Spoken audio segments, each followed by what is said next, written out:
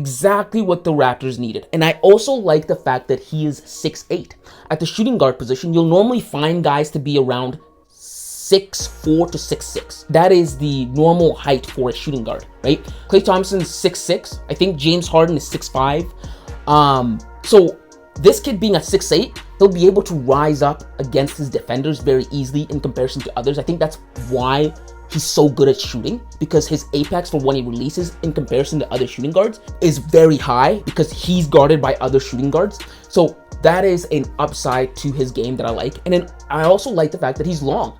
Again, being 6'6" and long gives you a great advantage at the defensive end of the floor. And that's something the Toronto Raptors could need. If they do decide to keep OG Anunoby, of which I've been saying we should probably move off of him to see if we can get more draft capital to draft guys like this that are going to be very impactful. If they do decide to keep him, that would make two really good perimeter defenders for the Toronto Raptors. Now, I'm still in favor of moving off of Pascal Siakam and OG Anunoby. The reason for OG Anunoby is we've had him since 2017, and he's very good for his position. He's really good, but it's not impactful, right? Like, it's not impactful to the point where it's giving us like the impact that we need to get to that next level. He would be more impactful on a team that's ready to win now.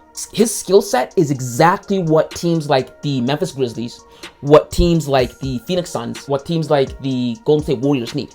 Teams that could use some extra defensive oomph and are able to actually compete with some of the best teams in the Western Conference. We're not in that category. I mean, we're losing to the Chicago Bulls in the play-in tournament. And then Pascal Siakam. Pascal Siakam has come out and he said he will not sign with anyone he's traded to. Well, it's business. He's going to have to, or else he won't have a job, right? If the Toronto Raptors decide that our relationship with Pascal Siakam has run its course and we've reached the apex of what we can get out of him, we're going to trade him. That's just the way the game goes. I mean, we did that with DeMar DeRozan.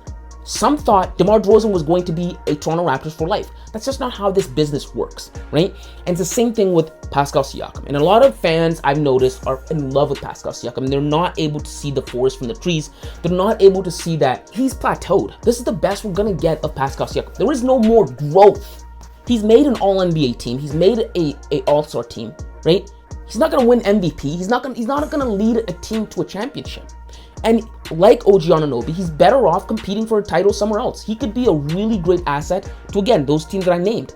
The Golden State Warriors would be awesome with Pascal Siakam. And we could get back a lot of assets for him, a lot of draft capital for him. And next year's draft class is going to be very talented. Bronny James is in that class, right?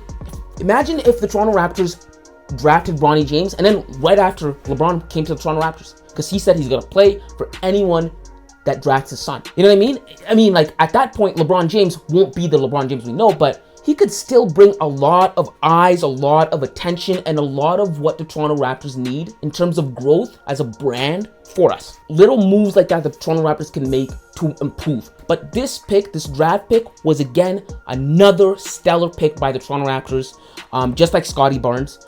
When Scottie Barnes was drafted 2 years ago in 2021, I wasn't a particularly big fan. I wanted Jalen Suggs, but 2 years later, I'm wrong.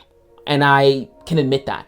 We made the right choice drafting Scottie Barnes, and I think we made the right choice drafting Gradey Dick. I think he's a very energetic guy. There's already videos of him in Toronto interacting with the fans and kids.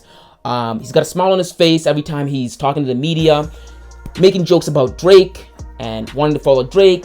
Although he seems like a kid, he's still 19. I think he has a lot of tremendous upsides, and I'm excited for what him and Scottie Barnes are going to be able to do together. And I already saw Scottie Barnes FaceTime him and get acclimated with him. Can't wait to see what he does for the Toronto Raptors. But those are just my thoughts on the draft.